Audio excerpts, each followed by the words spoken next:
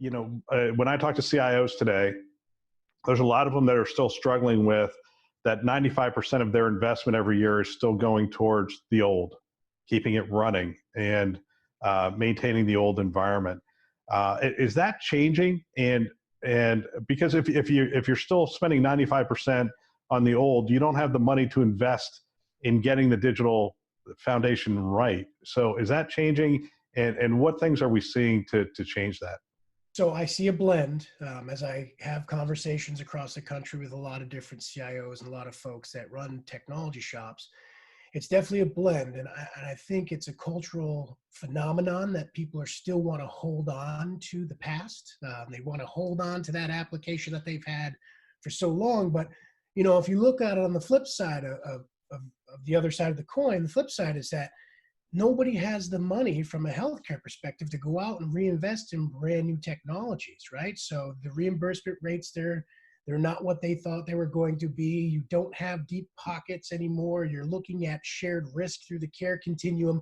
There's a lot of other business drivers that are causing folks to continue to keep on with, I'll say legacy because it is legacy, that legacy technologies, those applications and infrastructures, because they do their job.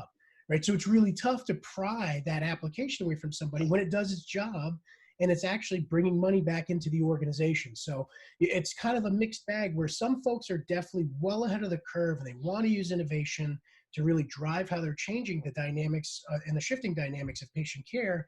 And then other folks are we just can't afford the innovation because we're stuck in that rut of keeping those lights on.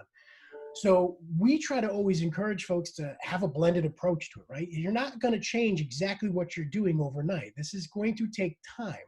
And you can't drink from the fire hose when it comes to dealing with a new digital foundation. One, because you may not have the skill sets necessary to do that. I always lean on people and process first before technology. Technology is great, but if I don't have those other two foundational elements in place, technology does absolutely nothing for me.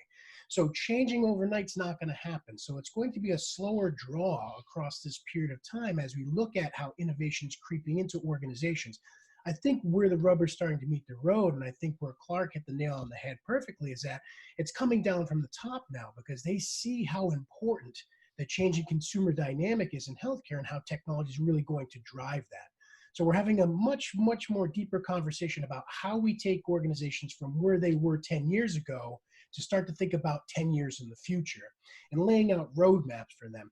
And I think that's where Vic's definition and how he laid out those 5 key points of a digital foundation are very spot on, right? Now, I could get into the blocking and tackling of each of those, but I don't want to because I think from the theoretical lens that he put at it, it's all those pieces that are necessary to start to move an organization forward. And what I would say to people is that you don't have to do all of them together, right? You can take a balanced approach to getting to that point, which will in time free up that capital. So you're not working on just keeping the lights on, but you're also addressing some of those innovation needs within your organization and moving the needle forward for your organization.